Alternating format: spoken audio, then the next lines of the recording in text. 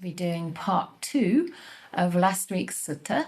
So to make sure no one feels that they've missed out anything, I'll just recap on the main teachings that we've looked at so far. And then there's a little bit more, not very much more, but a little bit more. And I have a few other suttas that can elaborate on this. So we'll see how far we go. The main purpose is not an educational evening or some kind of I'm not going to try and make you experts in the suttas or make myself an expert in the suttas, but I am going to try to help you apply it to your lives and make it relevant for you. So it's really about a discussion. That's why we call it sutta discussion and not a sutta class. So please feel free to raise your hand at any time. I may wait before I come to you for a suitable pause. You can, if you're shy to speak, write a question in the chat, and similarly I will come to it at an opportune time. So I'll try to respond to everyone. Please, one question each, unless it's something shortish, and if I have time I can come back for the second question. Okay? All good? Are you excited? Do you know what the sutta is? It is called the Madhu Pindika Sutta, the Honeyball Sutta. So, and this is part 2. So the beginning of this is when the ascetic Dandapani approaches the Buddha and basically asks the Buddha in quite a rude way for his teaching. And he's looking for an argument, okay? And this is what the Buddha responds. So he said, "Friends, I assert and proclaim my teaching in such a way that one does not quarrel with anyone in the world, with its gods, maras, brahmas, in this generation with its recluses and brahmins, its princes and its people, in such a way that perceptions no more underlie that Brahmin who abides detached from sensual pleasures, without perplexity, shorn of worry, free from craving for any kind of being." In other words, the Buddha knows how not to quarrel with anybody because he no longer has these perceptions that underlie people who, he has no more these perceptions that underlie someone who is enlightened, basically. So he's referring to himself by that Brahmin. But these perceptions will underlie ordinary people who have craving for sensual pleasures and perplexity, worry, and craving. So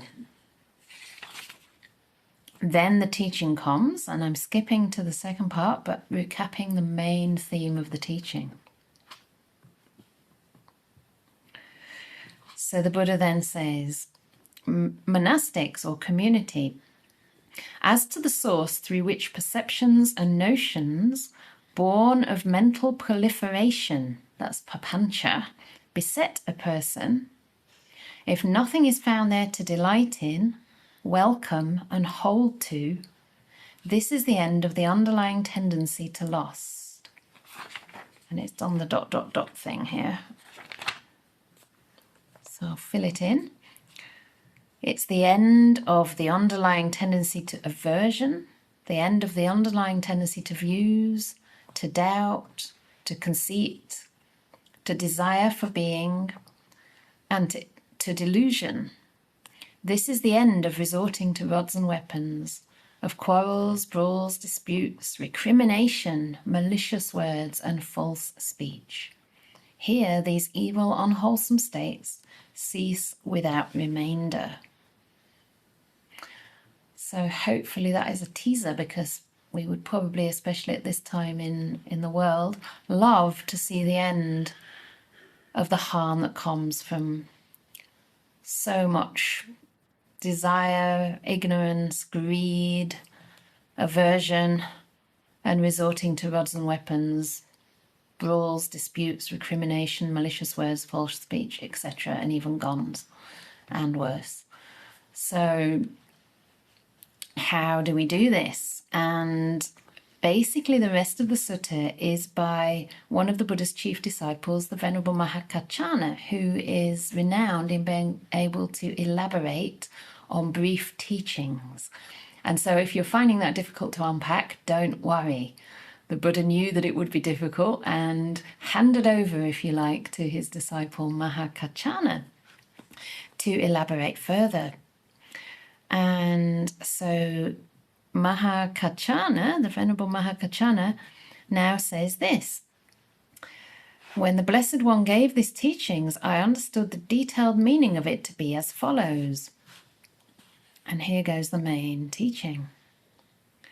Dependent on the I and forms, I consciousness arises. The meeting of the three is contact. With contact as condition, there's feeling. What one feels, that one perceives. What one perceives, that one thinks about. What one thinks about, that one mentally proliferates. So this is the kind of crux of the sutta about mental proliferation. With what one has mentally proliferated as the source, perceptions and notions born of mental proliferation beset a person with respect to the past, the future, and present forms cognizable through the I. And the same goes for every other perception through different sense doors. So we have forms cognizable through the eye, we have sounds through the ear, we have odors through the nose, taste through the tongue, tangibles through the body, and thoughts, etc., through the mind. So this is very similar. It's elucidating a part of what we call dependent origination.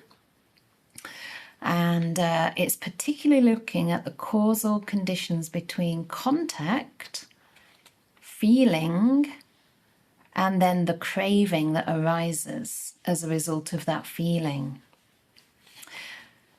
So contact basically means the contact of the sense organs and their respective objects. So because we have eyes, we see, and when those two come together with eye consciousness, it's known as contact. So just the eye can't actually recognize forms. Just the forms themselves don't really exist unless they come in contact with the eye, and then eye consciousness arises. So the coming together of those three is what the Buddha means by contact.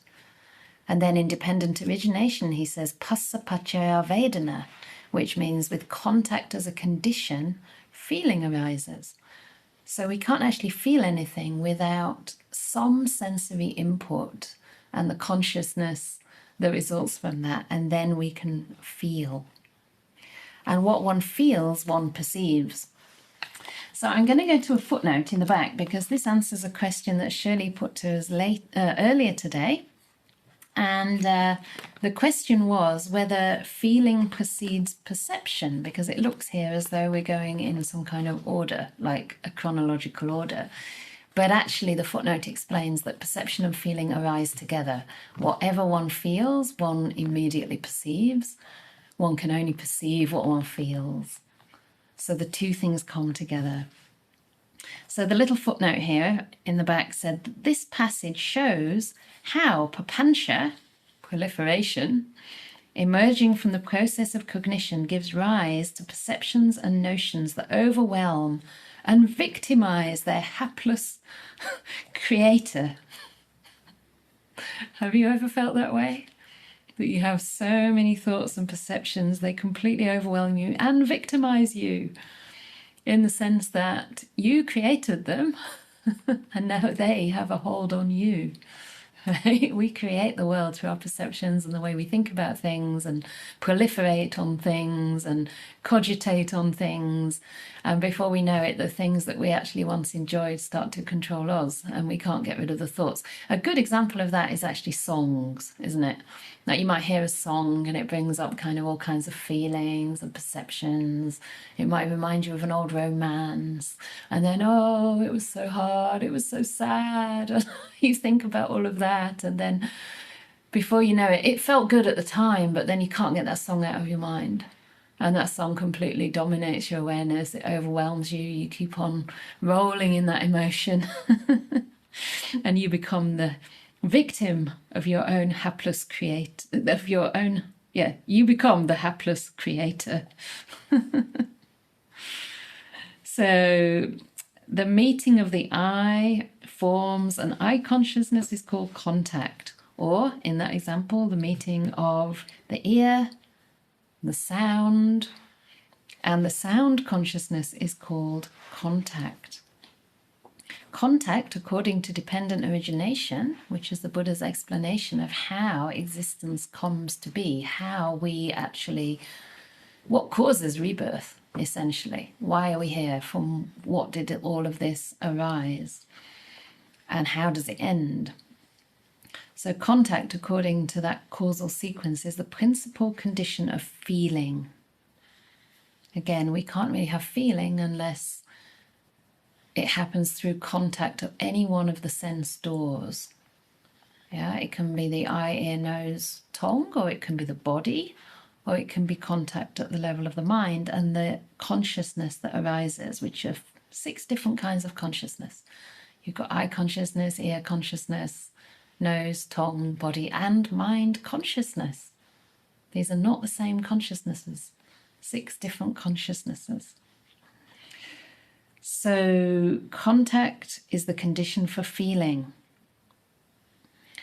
And then it says feeling and perception are inseparable. And you've even got a little quote here, a little reference, which is Majjhima Nikaya number 43. I haven't looked to see which sutta that is, but that is straight from that particular sutta. What is perceived as this is thought about in terms of its differences.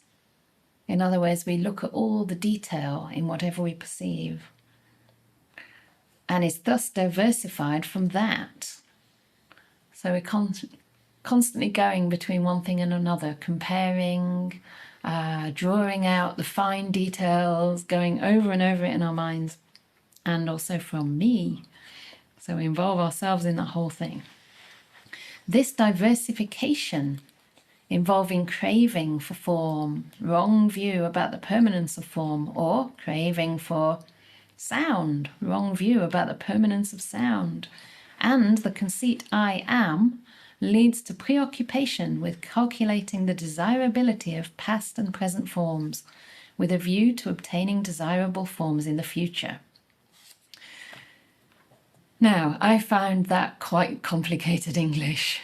I don't know how that came across for you, so I've been trying to understand what it actually means.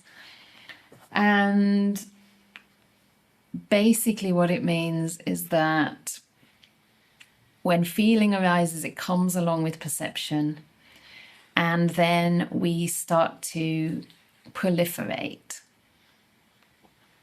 And that proliferation creates perceptions and notions that overwhelm us. Then we perceive, we think about all the differences in various sensory experiences. Do I like this one better than that one? You know, what can I get next time, etc. So craving comes into it, wrong view comes into it. In other words, we hope that these experiences are going to be permanent, or we think that these experiences belong to us, they're part of us. How many times have you said to yourself, oh, I don't really feel like myself today? We tend to think like that a lot, right? I don't feel like myself. So how should yourself feel? Which feeling is yourself? If pleasant feeling was yourself, since pleasant feeling passes away, what happens to yourself? Does yourself pass away? If yourself is depression, if that's who you are, the depressed version of yourself, what happens when that depression passes away? You pass away? So feeling is not who we are, and feeling arises and passes. And yet we have that conceit that this is me, this is who I am. And then we become preoccupied with going over our experience, thinking about all the experiences we've had in the past, maybe thinking about the experiences we're having now, and from there trying to calculate how to get those desirable experiences again. It's kind of crazy to point this out, but I think this is almost how we live, right? This is sort of what we're doing all the time. We're having experiences, we're trying to cling on to the details of those experiences and going over and over and over them in our minds, thinking about them, fantasizing, dreaming about them, and then trying to somehow manipulate our experience so that it happens again in the future, control our life in a way that brings about only the experiences we desire and none of the experiences we dislike. Is that what we do? So this is a problem, and this is because of craving and proliferation that just exacerbates that craving tendency. Yeah. So in a sense, you could say it's an unskillful use of the senses. You know, we're using our senses in a way to generate more and more craving. Okay, so I'm coming out of the footnote now, and perhaps into another little sutta. Let's have a look. I'm also aware there's a question in the chat, which I will come to.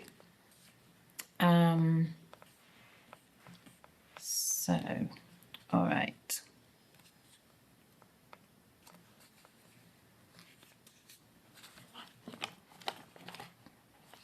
Okay, so the question in the chat.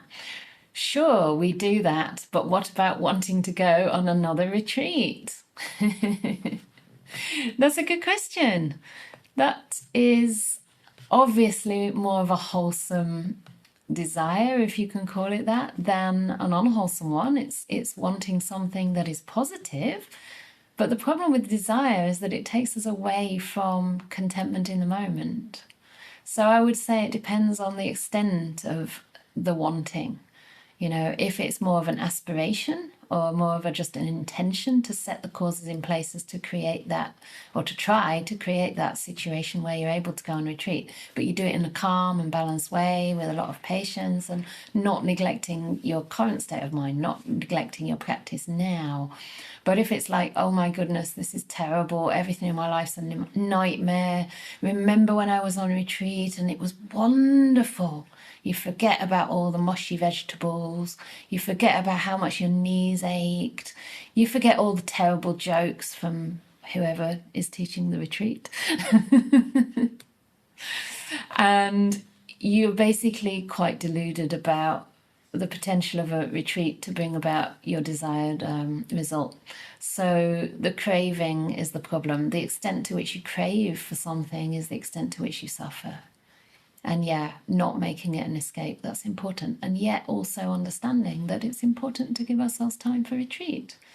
The point about retreat, though, I would say as well, is not that we get pleasant feelings, right? It's that we understand this whole process that's being discussed here.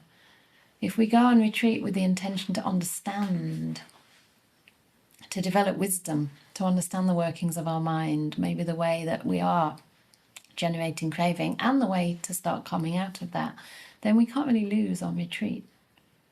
So it's a little bit different. You're not craving for desirable sight, sound, smells, taste and touch as such.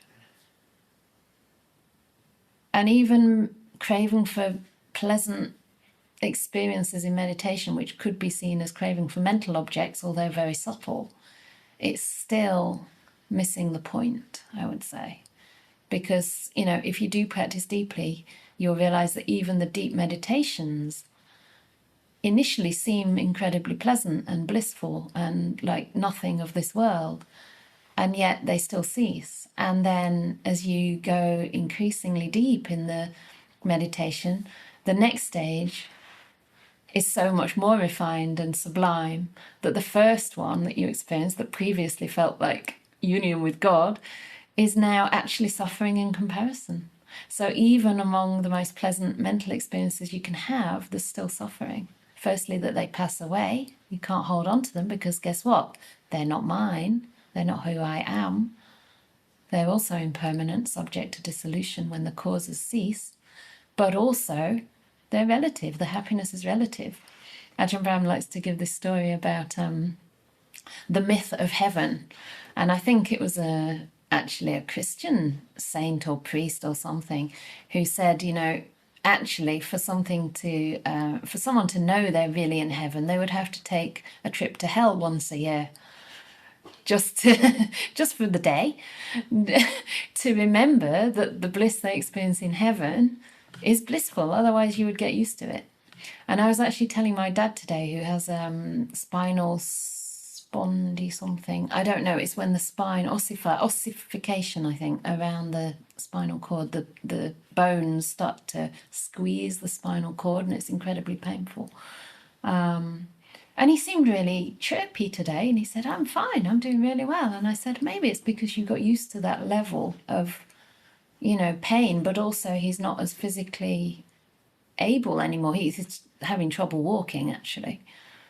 And I don't think he really got where I was coming from at first, but I referred to some study I read a while ago that was saying that even if something really terrible happens, such as you lose your legs in an accident, and then you're confined to a wheelchair, you go through a period of depression, no doubt, and kind of readjustment. But eventually, you reach the same level of happiness that you formerly had. And it doesn't take as long as we would expect, because the human mind is so adaptable. So what is normal for us at one time, might be, we might all be in total bliss compared to people, I'm sure we are, compared to people going through really agonizing experiences. But we don't realize it unless we know the opposite. Yeah. Anyway, that was a rather long answer, wasn't it? It sometimes happens when I'm tired. Okay, I'm coming to some more questions in the box. We haven't actually got on to the next part of the sutta yet, but we will. It seems to me that it's when the thinking goes into proliferation that we get lost in craving and aversion that our problems really arise, because feelings and perception can lead to wise reflection. Yeah, that's true, isn't it? It's like the mind becomes incredibly cloudy. And, even, I brought this other sutta with me today, even thinking about good things can prevent us going that bit deeper and getting enlightened. Yeah. I'll come on to that in a bit. Substance addiction is like that. Substance addiction is like that total craving and inability to be in the moment, and the whole self is related to what the thoughts say. Yeah. Like the whole self is completely compelled. Right. Apart from co-occurring mental health conditions which can add to this suffering, pure hungry ghost territory. Wow, yeah, I guess the addiction is something that really does take over, right, physiologically and therefore mentally as well. Yeah.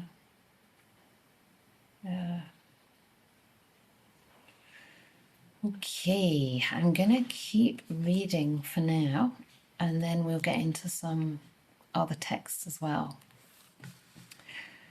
So the next part of this sutta, so the Venerable Mahakaccana goes through all the different sense organs here, as I've already explained.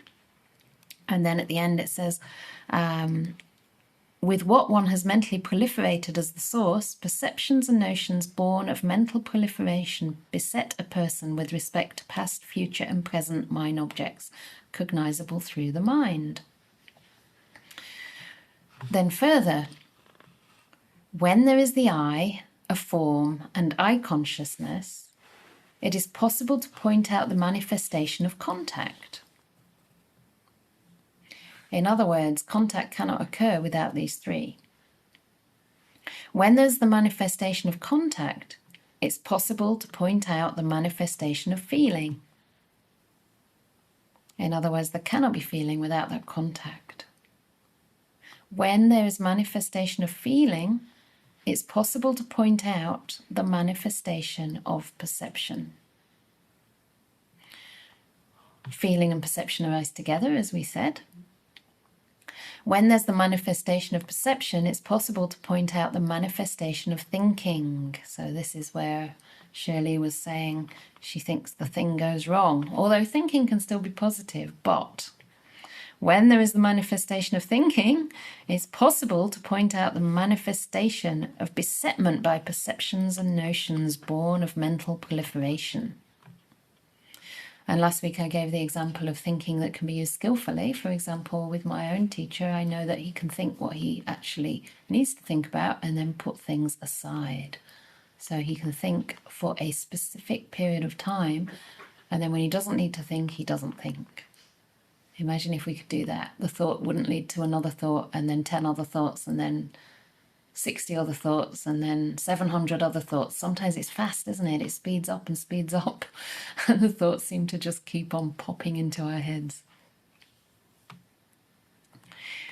And then the same for all the other consciousnesses. So let's go for the mind consciousness here. When there is a mind object and mind consciousness, it is possible to point out the manifestation of contact. When there's the manifestation of contact, it's possible to point out the manifestation of feeling. With feeling, the manifestation of perception. With perception, the manifestation of thinking.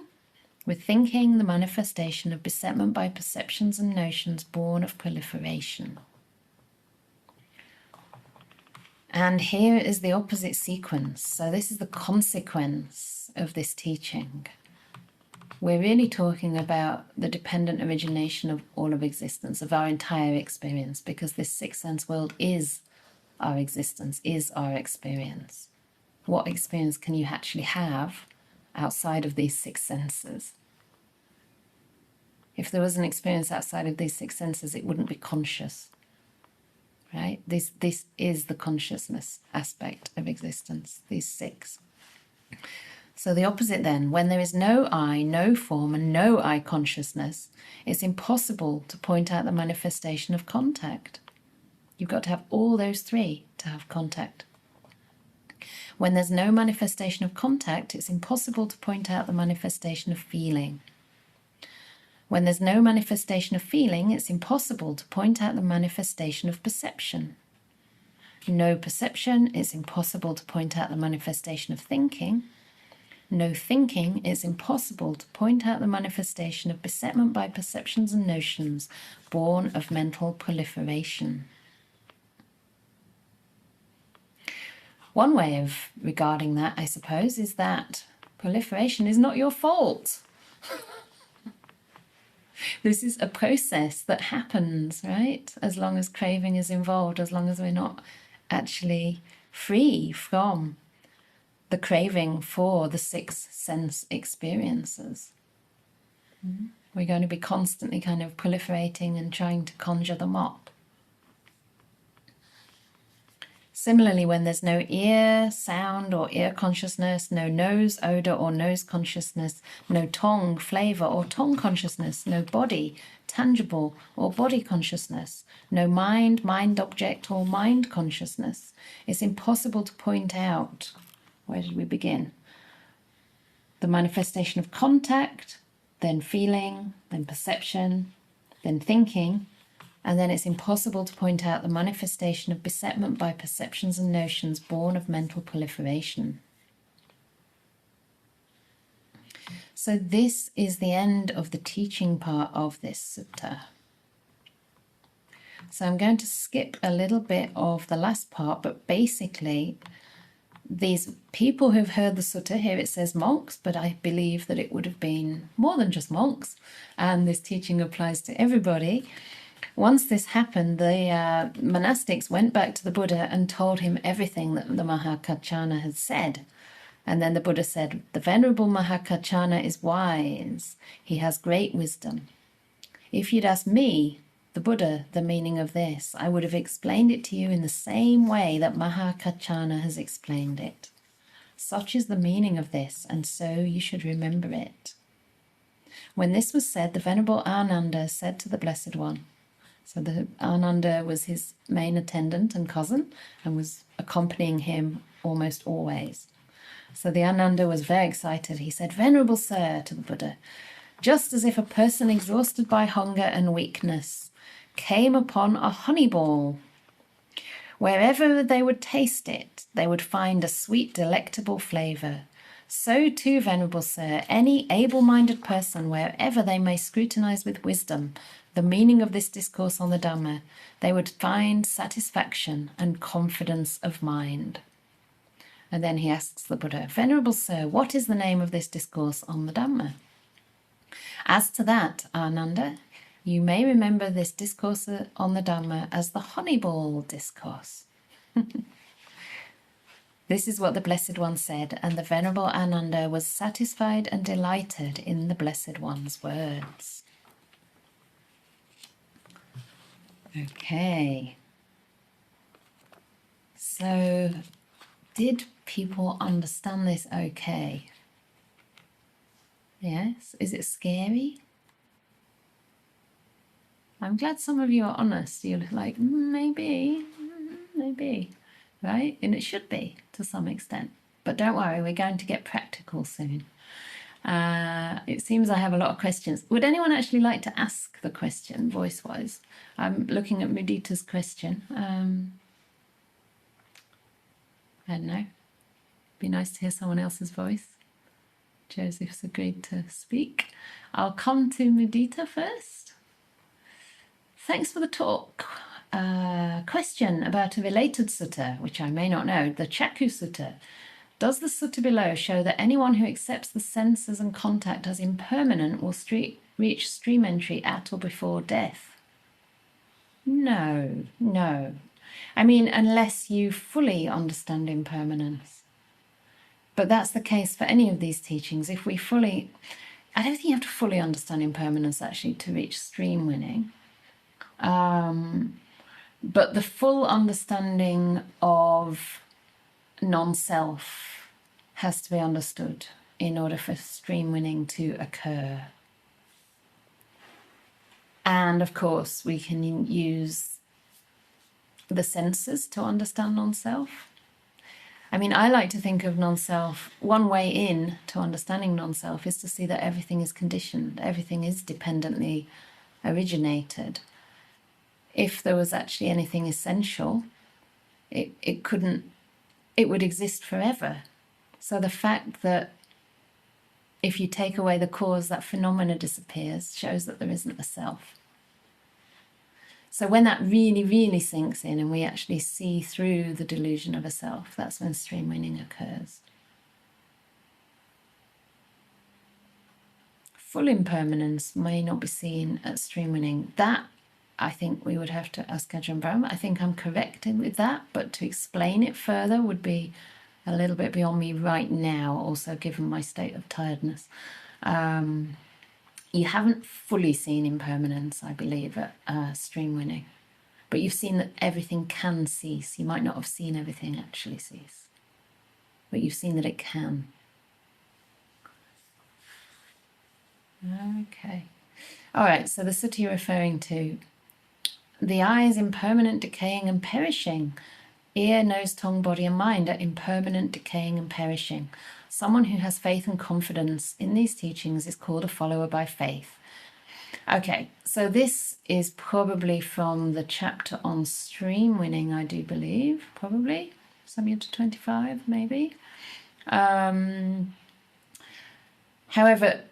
you know, what we understand as before stream winning as faith and confidence is far away from the level of faith and confidence that the Buddha's talking about for stream winning. So just having confidence in the teachings is not enough. The confidence means that you're utterly confident of stream winning, first of all, and also of the fact that there is no self. It's not just a confidence, it's a certainty through direct experience of having seen that for oneself. And I do think that that phrasing, someone who has faith and confidence is called a follower by faith, can be a little bit diluted. It can lead to us diluting the depth of this faith that's necessary. But yeah, here it's saying a follower by faith. If that's Dhammanusari or Sadhanusari, it's the person who is on the path to stream winning. They're not yet a stream winner. But still it has to be pretty strong faith. Not as strong as for a stream winner, but yeah. It's very hard to know if you're actually on the path to stream winning or not. You can't really know until you actually die, because as it says here, a person who is on the path to stream winning, either through faith or through understanding, can't die without realizing the fruit of stream entry. In other words, they have to become a full stream enterer in this life or at the time of death. Yeah. Okay. Joseph.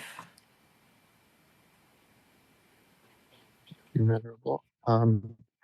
Venerable, is papancha always unwholesome, blameless, dark, not to be cultivated and unfit for the noble ones?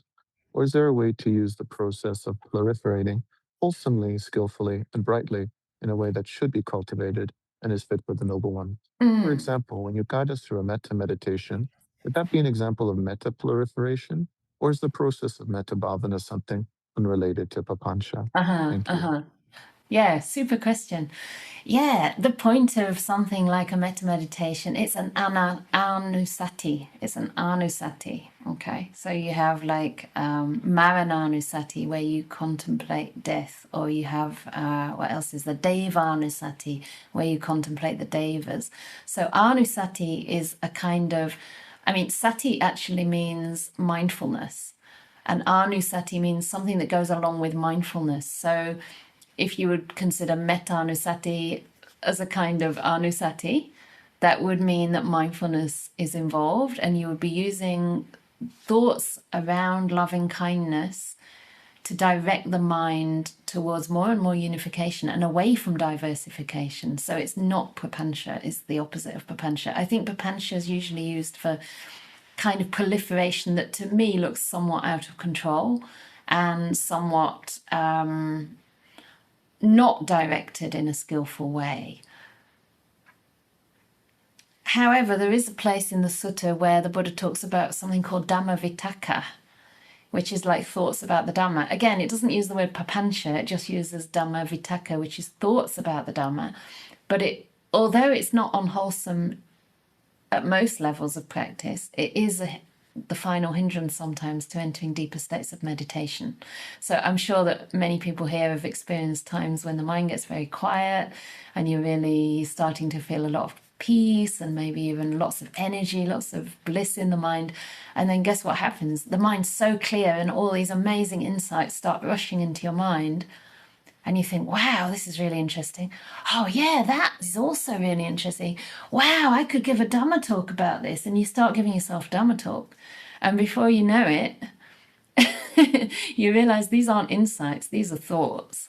These are thoughts that have come up because your mind is clear and actually you're not experiencing the moment anymore, not in a present enough way. And actually, the longer that continues, the more energy starts to kind of dissipate. So it is considered like one of the final obstacles to jhana practice. It's not unwholesome, but it remains an obstacle. So, yeah, I would say, to answer this question in brief, though, that you wouldn't call metta proliferation. You would actually call it the opposite, because it's leading to a simplification, it's leading to unity. And remember, gradually we actually move beyond the conceptual mind and into the felt sense of the experience of metta. Yeah, so thought is used in a directed way to start to overcome thought. Yeah, great questions. How are we doing? Is this too deep? Good. All right, maybe we have to deepen it. So one other thing I wanted to refer to from the note that we just read, the footnote that we just read, was in regard to what's mentioned in this sutta as preoccupation with past and present forms with a view to obtaining desirable forms in the future. So this idea of past, present, and future. And there's another teaching in the suttas where the Venerable Mahakaccana elucidates this point further, the point about the timeline, if you like. And that's in the Bhaddekarata Sutta in the Majjhima Nikaya number 133. So I thought we could visit that sutta and see if that also helps to open this out a bit. And this is a very beautiful teaching. People might know this. Could actually chant it, couldn't I? I've put a tune to it, but it's a bit embarrassing to chant my own tunes. But I don't know, it helps me to remember the sutta. Do you want me to do it? Shouldn't ask, should I? Okay, so this is the little sutta, and it's quite a famous one. You sure you want me to chant it and not just read it? Oh, no. You don't have to. I can. All right. Let one not revive the past, or on the future build one's hopes. For the past has been left behind, and the future has not been reached. Instead, with insight, let one see each pleasantly arisen state. Let them know that and be sure of it, invincibly, unshakably. Today the effort must be made. Tomorrow death may come, who knows? No bargain with mortality can keep him and his hordes away. But one who dwells thus ardently, relentlessly by day, by night, it is they, the peaceful sages said, who had a single excellent night. Could you actually hear the words? All right. So that's my little tune. And it helps you memorize, actually, to put a tune to something. So let a person, not one, revive the past, or on the future build one's hopes. For the past has been left behind, and the future has not been reached. Instead, with insight, let one see each presently arisen state. Let them know it and be sure of it, invincibly, unshakably. And just pausing here, actually, we could already go into a lot of detail and fit in that whole sutta. So to really know each presently arisen state might mean knowing how it arises through contact, right? Well, first of all, through the ear and the sound consciousness, through contact, and then the feeling and perception, the thinking, the proliferation, etc. So we know how these things have arisen. We don't just know that they've arisen, but we know how. We know the process of that dependent origination. Let them know it and be sure of it, invincibly, unshakably. Today the effort must be made, tomorrow death may come, who knows? No bargain with mortality can keep him and his hordes away. Actually, the word for mortality, I think death actually, the word for death here is Mara. But one who dwells thus ardently, relentlessly by day and night, it's he, the peaceful sage, them, the peaceful sage has said, who's had a single excellent night.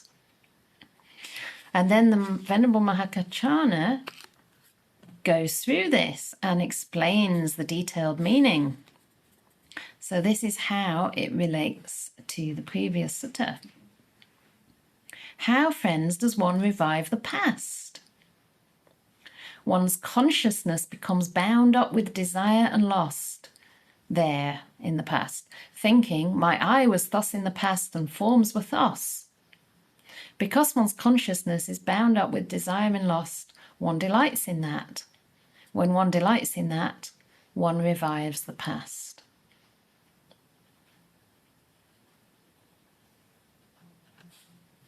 One's consciousness becomes bound up with desire and lust there, thinking, my ear was thus in the past, and sounds were thus. My nose and odours were thus in the past, tongue and flavours, body intangibles, mind was thus, and mind objects were thus. Oh, my meditation was so good in the past. Oh, I had all this peace in the past. Oh, I had the love of my life, and there was so much happiness and expectation for the future. And then we become bound up with desire and delight in that. When one delights in that, one revives the past. This is how one revives the past. And it's interesting that we delight in it. I think we put a lot of wishful thinking on it, actually. You know, we often think it was much better than it really was. I remember one of my friends doing this, like, as a pattern, actually, as a pattern. I'm sure we all do it to some extent, but it was just very noticeable. Whenever they were feeling down, they would say, oh, it was so much better at this time, this would happen, that would happen. And I would remind them, I'd say, but at the time you said that things weren't that good and that the relationship wasn't that good. And, oh, no, it was. Do you notice that? Yeah, again, the relativity of happiness and suffering. How does one not revive the past? One's consciousness does not become bound up with desire and lust, thinking my I was thus in the past, forms were thus. Because one's consciousness is not bound up with desire and lust, one does not delight. And when one does not delight, one does not revive the past.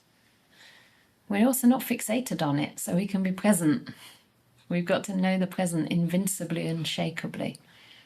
How can we do that when our minds are in the past? So the same for other senses. And how does one build up hope upon the future?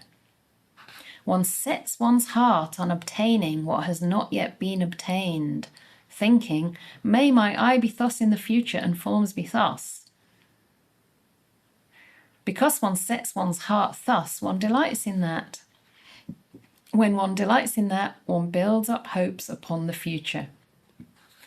And the same with all the other senses, dreaming about how your body might feel in the future when you overcome your sickness or your weakness or tiredness or whatever it is. Or maybe you've got a disease and you think, oh, in the future I'm going to get much better.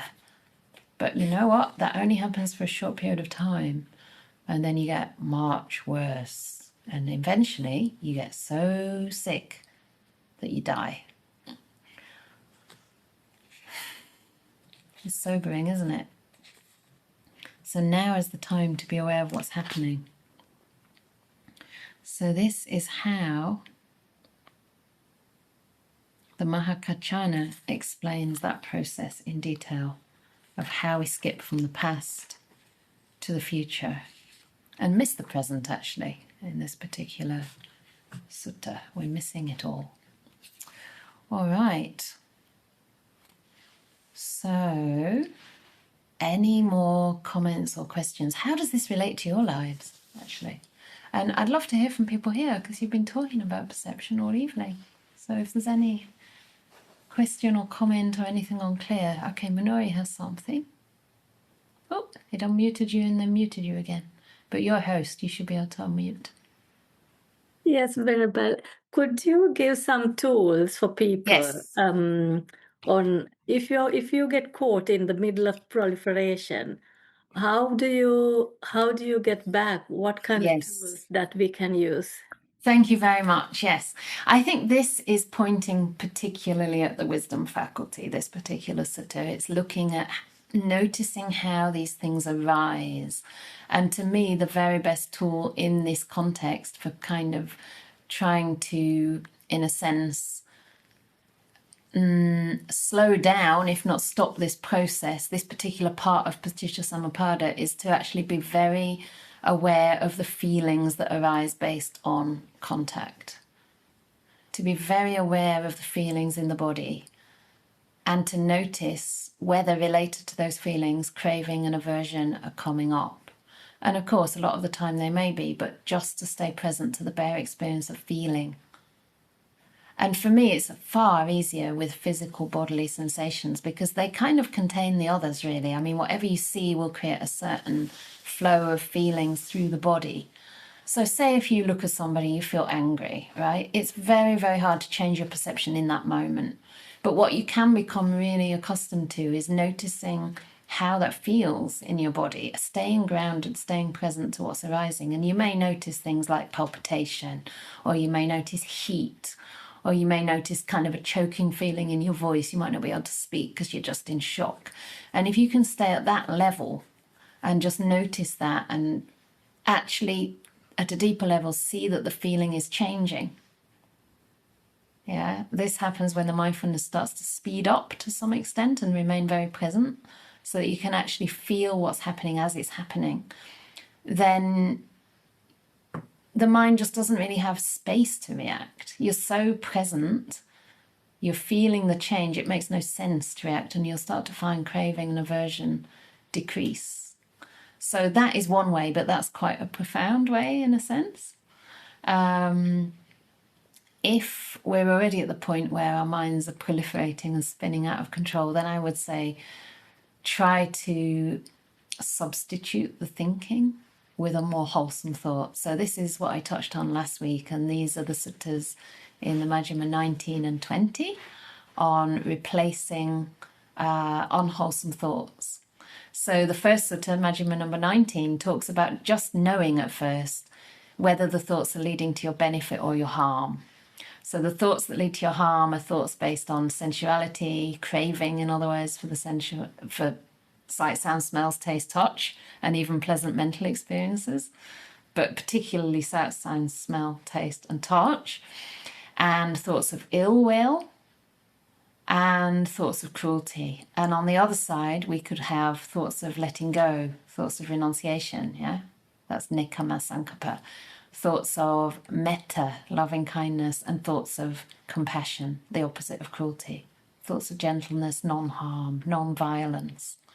So first of all, it's the wisdom faculty again in being able to discern the difference. If you find that you're proliferating in ways that are just generating cruelty, anger, a feeling of like wanting to control our experience, craving for different experience, then we can remind ourselves that this is not leading to any benefit for us. It's leading away from nibbana. And this is what the Buddha himself did. He started to notice he had these two kinds of thoughts, the positive ones and the unskillful ones. And if it was unskillful, he wouldn't feed that thought. So then, in the next sutta, it talks about substituting an unwholesome thought with a wholesome thought. And that's the first, most easy way, in a sense, to work with thoughts. So then if we see there's a thought of cruelty, we can actually pause, perhaps. First you have to notice it, pause, and then try and reframe the way you're thinking in language that's much more compassionate. So we can actually have a thought of compassion. I mean, we do this all the time here. We were talking about how we deal with feelings of disgust sometimes, and I was thinking that for me, the word is probably nibbida, like a sense of repulsion, actually, towards really unethical behaviour. And sometimes we extend that to the people engaged in the unethical behaviour, which is actually problematic, right? It's better to look at behaviour than people. So that's one way to initially kind of step out of the thoughts of cruelty, but just to have a sense of like aversion, if you like, or repulsion towards the behavior, and then to remember that this person, in order to behave that way, is really suffering. They've really lost their way, you know. They're engaging in behavior that's incredibly harmful, not only for themselves but for so many beings. And the more power they have, the more harmful, the more destruction they can create, you know. No names needed. It's happening in many parts of the world, right? Sometimes in places we wouldn't expect it to happen. Why not? You know, this kind of behavior can arise anywhere in anyone who doesn't protect their mind. And so instead of that, we can think about this person as being really sick, really ill. You know, the Buddha talks about a person like this being gravely ill, afflicted with a terrible disease, and the solution is to arouse sheer compassion and tender concern for their well-being. And so then instead we can have thoughts of compassion for this person, and don't think that that will make you soft or weak. The compassion can actually bring some balance to the mind so that you have a clearer place, a more objective kind of perspective in order to take action, but take action from a place of compassion instead of rage and cruelty. Yeah, so that's a couple of things I would suggest. And to practice something like loving kindness, which Joseph was mentioning, you know, again, it's not proliferation, it's actually the skillful use of thought. And if we can do that as a formal practice, sitting on the meditation cushion for half an hour or an hour, come to the metta tomorrow, we'll be doing it tomorrow. Then you'll start to find these thoughts arising more and more frequently in everyday life, and it'll just steer you back on track. So there's some ways. Yeah, thanks for the question, because I felt like it needed to get more practical. So I'm coming to Nancy and then Stefano.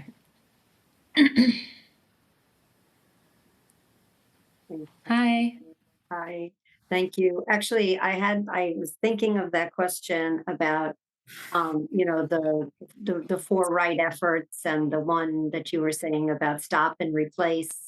In reading and practicing that, which can be very helpful, sometimes I get a little confused about like almost the immediacy. Sometimes it's taught like stop, stop, stop. Like don't think about it. Don't. And if it's a real apparent hindrance, like some craving of a desire that I know is like that, don't go there. There is, seems to be anyway, a benefit to just, you're not reflecting on this, you're stopping it. Yeah. And there is a benefit to doing it that way. And then sometimes, but then I guess question is sometimes you have a thought and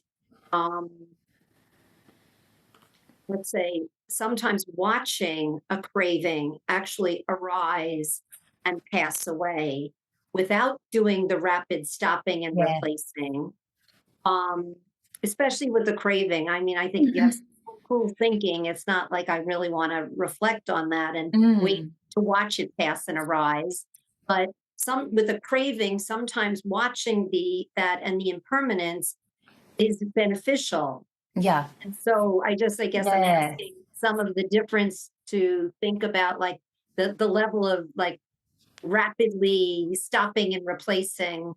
I don't know. Any thoughts? Yeah. Thanks. Yeah. I think it's great to have different methods for different times. And as I was saying, this sort of pointing more towards the wisdom faculty, which would be more getting in touch with the arising and how things arise. Part of that getting in touch with the arising is to really depersonalize it and to see that this is conditioned, right? Whatever's arising is conditioned, and you start to understand how it's getting conditioned. That can be helpful in the moment, but it can also be helpful in the long run too, not to put yourself in places where those thoughts are going to be arising, where you're going to stimulate craving and desire, right? So if that is happening, I think it's great. And if wisdom is arising, wonderful, because that kind of understanding is going to get at the root. But sometimes, and especially if the thought could lead to unskillful behavior of body or speech, or mind, I guess, if you're really stuck, then you might want to stop it. I mean, to actually forcefully stop it is the last resort. And in the Majjhima number 20, the one that's talking about replacing thoughts, there's actually a sequence of 5 methods. So the first, it's like, I like the sequence because it's almost like you're not going to be able to just stop it immediately. But you try using a gentle method. If that doesn't work, you try using a slightly, well, actually, it's a subtler method. They're each slightly subtler than the others. So it's almost like putting the brakes on gradually. And it depends on the intensity of the thought. So the first one is to substitute with a more pleasant thought. And sometimes you can just like keep going with the thoughts. Let them run through your mind. The thoughts of loving kindness, for example.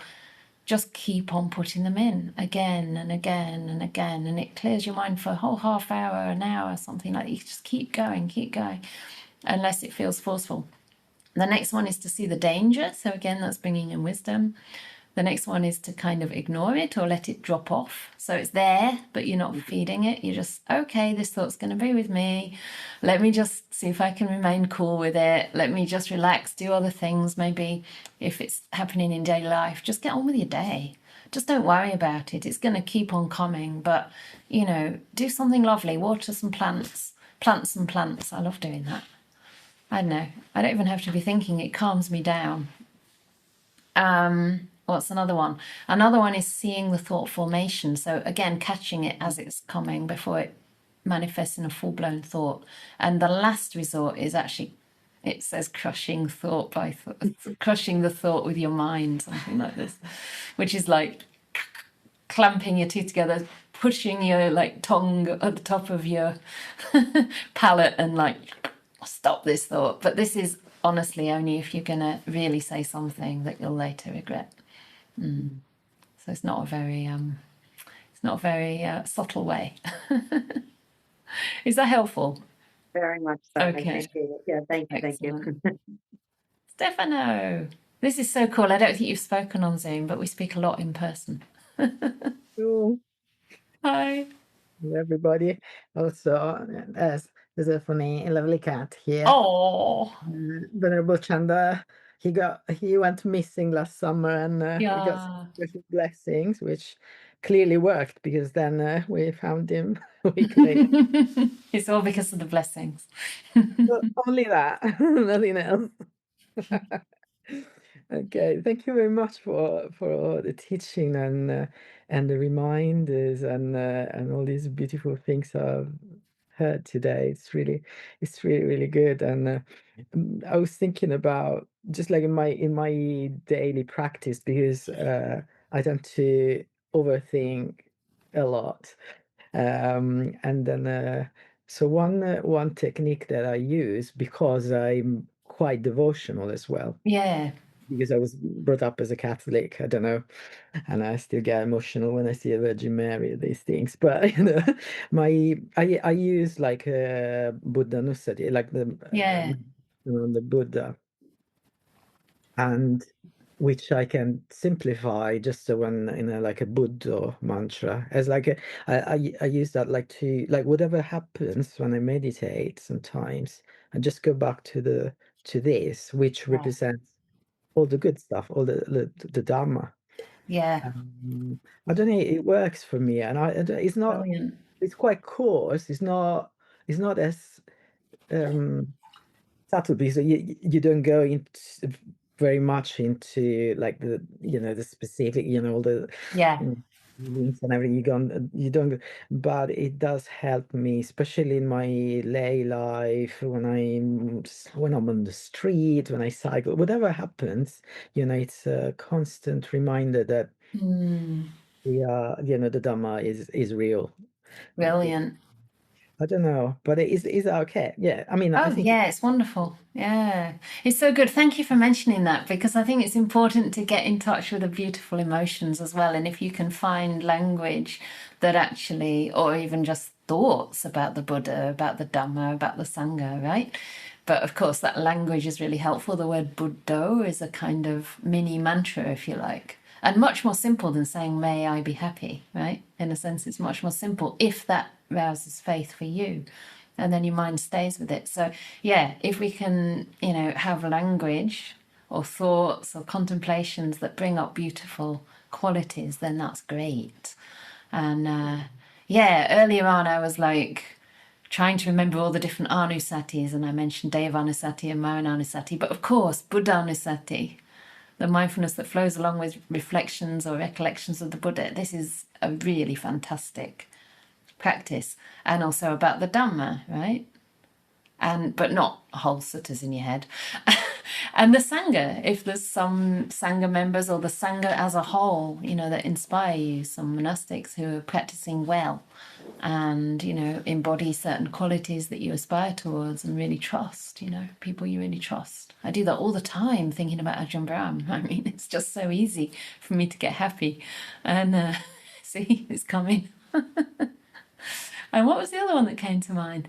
Oh, yeah, there's the other Anusatis. I like Chaganusati and Silanusati. Now, that's nice because that's actually recollecting your own virtue, bringing to mind your own goodness, your own generosity, and keeping that as a train of thought in the mind. Very counterintuitive to most people raised in, what would you call these countries? Where we have very, capitalism gone completely wrong. It's very good for us because we tend to be quite down on ourselves. We're in these systems that just kind of want more and more and more from us, exploitation and pressure to, show output, etc. So yeah, these can be very counterintuitive, but also very necessary and quite healing for us. Yeah. Thank you for that. I'm glad you brought in the faith aspect there. So we have pretty much come to the end of the session, and since there were a couple more suttas I wanted to bring in, we might have to do that on another day. In fact, quite keen to do one of them possibly next week, which also mentions proliferation, but a lot more as well. So yeah, I hope you've enjoyed it. Please let me know if you have any other sutta recommendations. These have been a little longer than usual, that's why it's been more involved and it's taken 2 sessions, but generally we kind of take slightly shorter ones. But yeah, if you're enjoying this, very good. So yeah, Minori usually says a few words.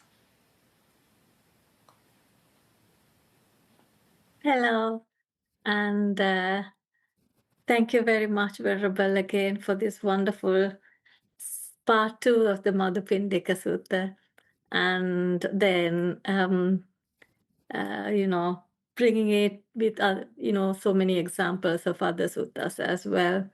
So for all of us, thank you very much as well to be this community, and I like to take this opportunity to tell you a few words about the dana, that is generosity, because the giving develops wholesome qualities that form the foundation of our Dhamma practice. And generosity can also be practiced of checking in deeply with us. So as always, I want to remind you about what Anukampa can offer to cultivate this beautiful quality of generosity. The main thing is the financial donation, which I put a link in the chat.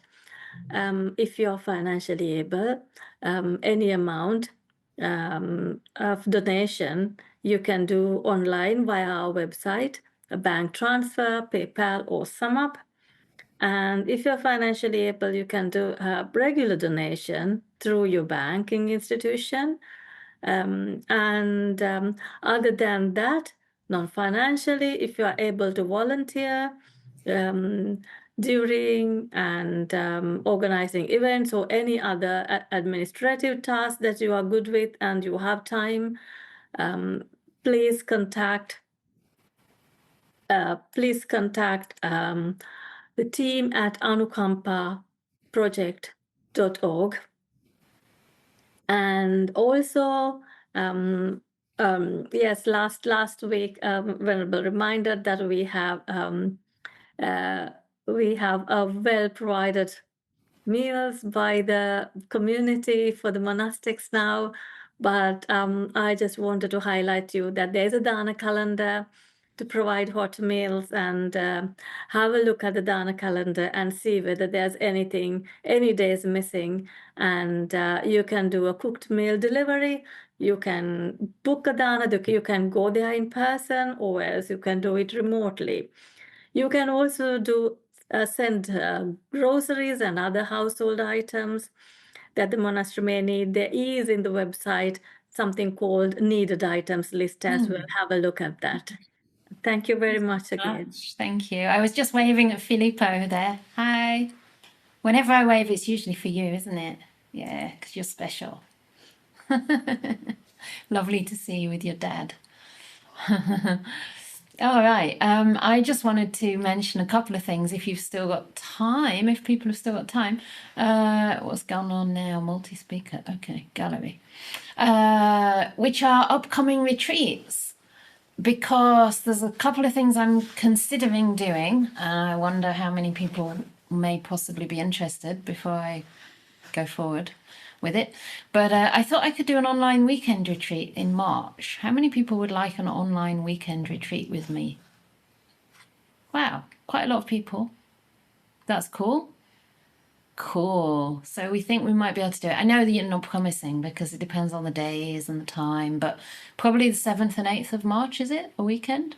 So it's not so long away, but well, hopefully because it's a weekend, people can join. Otherwise, the option was May, but I kind of feel like March is fairly free for me, so I'm thinking to do that, especially for overseas folks.